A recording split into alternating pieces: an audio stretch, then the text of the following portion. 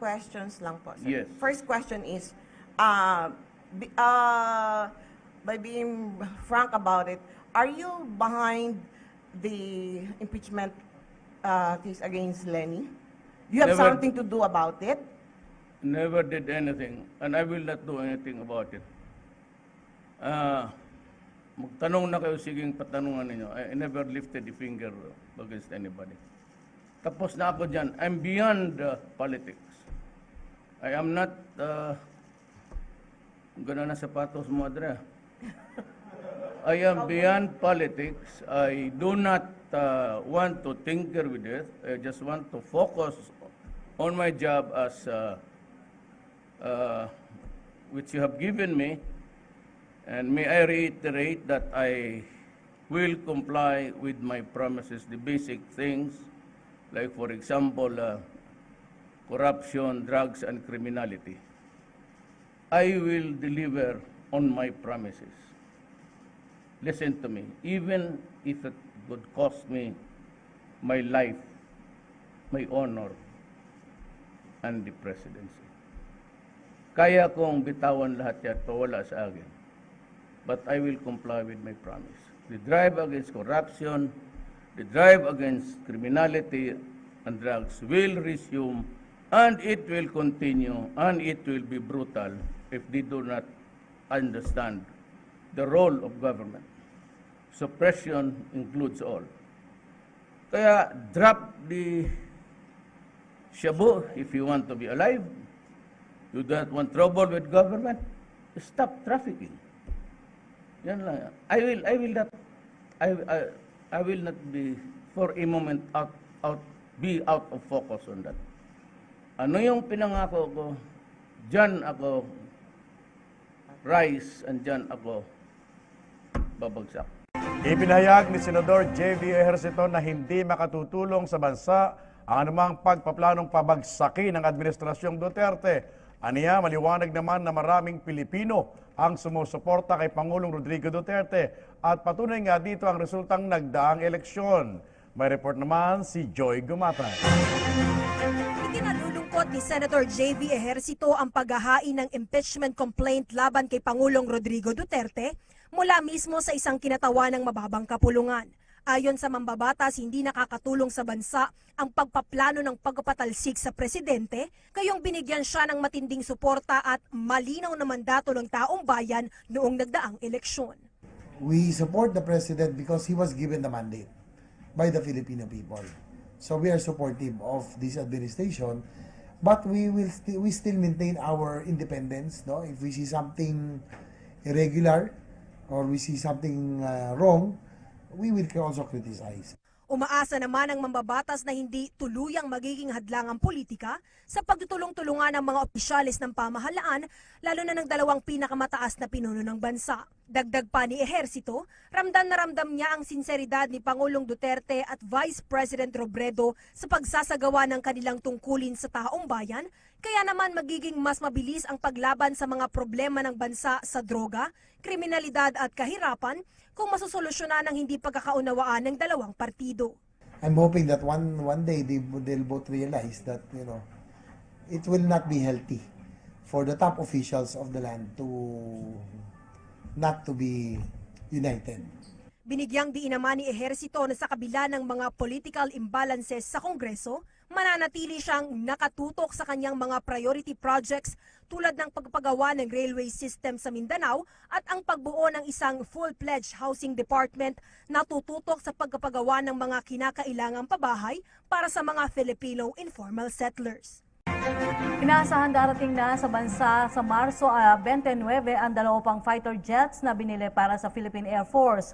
Mula sa 12 fighter jets na binili ng Pilipinas sa South Korea, 6 rito ang nakuha ng Philippine Air Force. Habang ang mga darating na bagong fighter jets naman ang magiging ikawalo na FA-50 aircraft ng bansa. Ayon kay Air Force Chief Edgar Falyorina, sasalubungin nila ang mga nasabing fighter jets na may tail number 007 at 008 sa may harbor hangar sa Clark Air Base, Pampanga.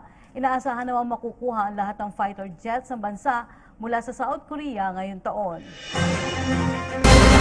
Samantala, hindi natatakot si Senator Antonio Trillanes IV na pag-initan ng Malacanang dahil sa impeachment complaint laban kay Pangulong Duterte. At para sa kabuuan ng balitang yan, alamin sa report na ito. Hindi natatakot si Senator Antonio Trillanes IV na pag-initan ng Malacanang dahil sa impeachment complaint laban kay Pangulong Duterte. Ayon kay Trillanes, alam niyang isusunod na siya ng Malacanang dahil sa pagsasampa ng reklamo ni Congressman Gary Alejano na kanyang kapartido. Giit ni Trillanes, hindi siya tatahimik kahit mag-imbento pa anya ang palasyo ng mga kaso laban sa kanya. Sabi ng senador, itutuloy lang niya ang pagbubulgar ng mga katiwalian at karahasan ni Pangulong Duterte. Bago bumiyahe pa Myanmar, sinagot muna ni Pangulong Duterte ang ilang issue, kabilang ang impeachment complaint laban sa kanya. Pero kung noong una, hindi siya naniniwalang kasabwat si Vice President Leni Robredo ng mga balak siyang patalsikin, tila iba na ang tono ngayon ng Pangulo. Nakatutok, si Katrina Son. I will not be surprised if she is there, or I will not speculate if she is not there. Kasi hindi ako nakikialam sa buhay niya, ma'am. Sana wag niyang pakialamin yung akin. Basta sa trabaho, okay lang. Pahayag iyan ni Pangulong Duterte bago umalis pa Myanmar nang tanungin kung sa tingin niya ay kasama si Vice President Leni Robredo sa mga nasa likod ng inihaing impeachment complaint laban sa kanya. I welcome both developments. They can do their worst. I can do better in my performance as a worker in government, period. This is a democracy. Nang ihay ng reklamo noong Huwebes, kasabay nitong lumabas ang video message ni Robredo sa United Nations Narcotic Drugs Committee sa Vienna, Austria. Laman ng ani ay irregularidad sa pagsugpo ng gobyerno sa ilegal na droga. Tanong tuloy sa Pangulo, siya rin ba ang nagpalutang sa planong impeachment kay Robredo? Never did anything, and I will not do anything about it. Magtanong na kayo, siging patanungan ninyo. I never lifted a finger against anybody. Tapos na ako dyan. I'm beyond politics. Tingin ni Senate President Coco Pimentel, may sapat na numero ang kaalyado ni Speaker Pantaleon Alvarez para mapatalsik sa pwesto si Robredo. Kung si Speaker Alvarez, ang sabi niya, siya yung maglilid ng pag-vote. Ilan ang followers niya? 250 ang followers niya sa House. Or 230. Lagyan natin, conservative, 230. So 100 ang kailangan doon, nasuportahan siya doon. So lulusot yun. Pero para kay Senate Minority Leader Franklin Drilon, kapartido ni Robredo sa Liberal Party, walang basihan ang impeachment. Anong treason? Yun bang pagbatikos sa administrasyon ang kung hindi kasang-ayon sa polisiya ng administrasyon, yun ba'y treasonous? Palagay ko naman hindi. I could not figure out how you connect criticism of the policies of this administration with betrayal of public trust. Nagsalita na si Vice President Leni Robredo matapos sabihin ni House Speaker Pantaleon Alvarez na pinag-aaralan niyang sampahan ng impeachment complaint si Robredo dahil sa betrayal of public trust. Tinutukan yan, Brida Reyes. May basihan at totoo raw ang pahayag ni Vice President Leni Robredo sa kanyang video message na ipinalabas sa United Nations on Narcotic Drugs sa Vienna, Austria noong Pebrero, kung saan isiniwalat niya ang umano'y palit-ulo scheme na nangyayari daw sa gitna ng kampanya kontra droga ng pamahalaan. Ayon kay Robredo, sumulat siya sa DILG at PNP para beripikahin at humingi ng datos kaugnay rito, pero wala raw tumugon. At very factual yun kasi yung mga tao naman na lumalapit sa amin, humihingi ng proteksyon, humihingi ng tulong. Alangan namang wala kaming gawin. Ayon kay Robredo, Pebrero pa nila naisumite ang video sa UN.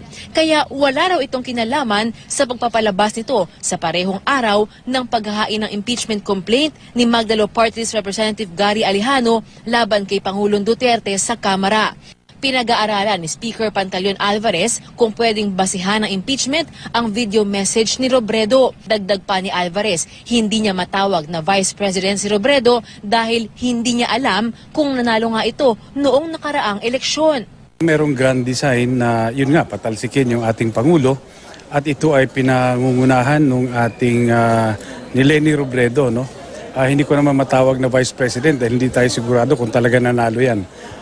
Siya ay nagmamadali sa paningin ko na maluklok bilang Pangulo dahil nga dito sa nabinbin na petisyon baka po payagan ng Supreme Court na bilangin yung resulta ng nakaraang halalan at maaring alam niya siguro na talagang baka may problema. Ilang beses naman inulit ng ating Pangulo na sigurado siyang hindi ako kabahagi sa kahit anong destabilization plot. Kung yung basehan niya, yung impeachment complaint na final nung mga Magdalo, yung mga Magdalo mismo nagsabi na hindi naman ako kabahagi sa pag-file na yon. Para naman kay Solicitor General Jose Calida, Treasonous Act o pagtataksil sa bayan ang pahayag ni Robredo sa UN na basihan daw para sa impeachment. Handa raw ang tanggapan ni Calida na magbigay ng legal na tulong kay Alvarez kung itutuloy nito ang paghahain ng impeachment.